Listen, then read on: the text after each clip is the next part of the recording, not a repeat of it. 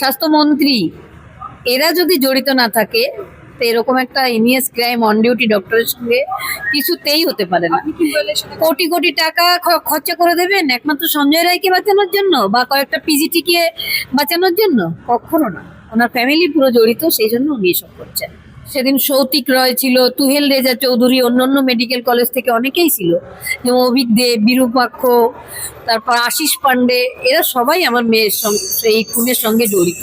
শারিফ হাসান যে আমাদের আলাদা আলাদা করে রেখে দিয়েছিল, 4 দিন ওখানে স্যাম্পেলগুলো ফেলে রেখেছিল, এবং যারা স্যাম্পেল কালেক্ট করেছিল তাদের হাতে কোনো গ্লাভস ছিল না, কিচ্ছু ছিল না।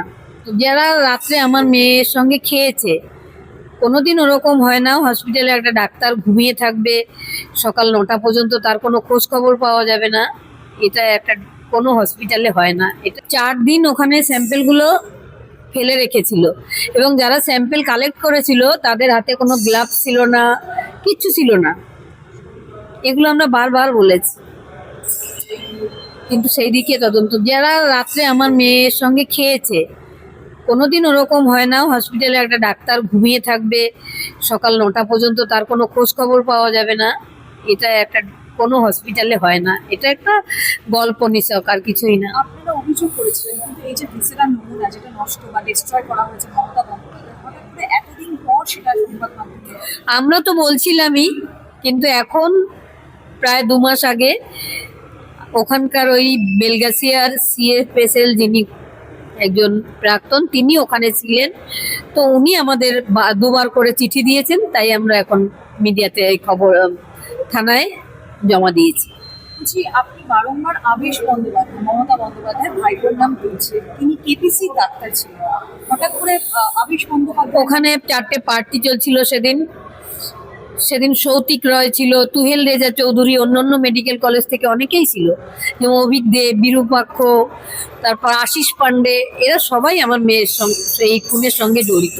শারিফ হাসান যে আমাদের আলাদা আলাদা করে রেখে দিয়েছিল, আমরা ওর বাবা যখন টালা থানায় গেছিল এফআইআরটা লেখাতে, তখন 3 জনকে পাঠিয়ে দিয়েছিল তদন্ত করতে যে কার কার নাম আসছে ওখানে, কিন্তু দুর্ভাগ্যবশত যিনি এফআইআরটা লিখে দিয়েছিলেন তিনি কারো নাম তখন আনেননি।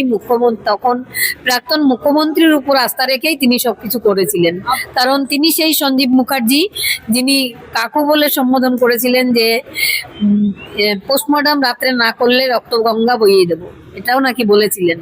তো তারা সবাই জড়িত। বলছি, আবেশ বন্দ্যোপাধ্যায় ঘটনাটার সাথে কিভাবে জড়িত? মানে বেসিন ভাঙা, আপনি বারংবার অভিযোগ করছেন যে বেসিন ভাঙা। স্বাস্থ্যমন্ত্রী, স্বাস্থ্য সচিব, স্বাস্থ্যমন্ত্রী এবং প্রিন্সিপাল এরা যদি জড়িত না থাকে তো এরকম একটা ইনিয়াস ক্রাইম অন ডিউটি ডক্টরের সঙ্গে কিছুতেই হতে পারে না। আপনি কি মনে করেন যে একা সঞ্জয় রায়কে না, বাঁচানোর জন্য না। মমতা বন্দ্যোপাধ্যায় না, না। বিনীত গোয়েলের সাথে কোটি কোটি টাকা খরচা করে দেবেন একমাত্র সঞ্জয় রায়কে বাঁচানোর জন্য বা কয়েকটা পিজিটিকে বাঁচানোর জন্য? কখনো না। ওনার ফ্যামিলি পুরো জড়িত, সেই জন্য উনি এসব করছেন। একেবারেই আর হচ্ছে স্বাস্থ্য সচিব নারায়ণ স্বরূপ নিগম, তিনি কেন 13 তারিখ ওই পিজিটি রুমটা, ওদের যেটা ওরা স্লিপ স্টাডি রুম বলে, ওখানেই ওরা সামান্য বিশ্রামের সময় পেত, সেই জায়গাটা, বাথরুমটা, বেসিনটা সমস্ত ভেঙে রাতারাতি আবার ঠিকও করে দিলেন। সেখানে দেখবেন 14 তারিখ যখন ভ্যান্ডালিজম হলো, সেটা এখনো মেরামতি হয়নি, সেই ইমার্জেন্সি বিল্ডিংটা। শুধু শুধু বিরূপাক্ষ বা এই যে আপনি আশিস পান্ডে যে নামগুলো বলছেন, এগুলো নাকি আরো আছে। আর সন্দীপ ঘোষ প্রত্যক্ষ মদতদাতা, যখন সুমিত রায় তফাদারনাকে ফোন করেছে উনি নাকি ফোনটা ধরেননি, তারপরে মেসেজ করেছেন যে গুরুত্বপূর্ণ কথা আছে, তখন ফোন করেছে, ফোন করলে উনি বললে সন্দীপ ঘোষ বলেছে ডেড বডি মর্গে পাঠিয়ে দাও। তা ডেড নাকি বেঁচে আছে তখনও তাকে আপনাদের কনসার্ন নেওয়া হচ্ছে না, তখন আমরা জানিই না। কিন্তু আমরা ফটোটা দেখেছি, ওকে এখানে একটা লাল কম্বল গায়ে দেওয়া, এখানে ওর নাম লিখে কাটাকুটি করা, ওকে মর্গেই নিয়ে যাচ্ছিল। শেষ প্রশ্ন, দ্বন্দ্ব মহোৎসব নিয়ে যে কন্ট্রোভার্সি তৈরি হয়েছে, সোশ্যাল মিডিয়ায় কাকুর একটা ভিডিও বা অডিও ক্লিপ খুব ভাইরাল হয়েছে, কি বলবেন?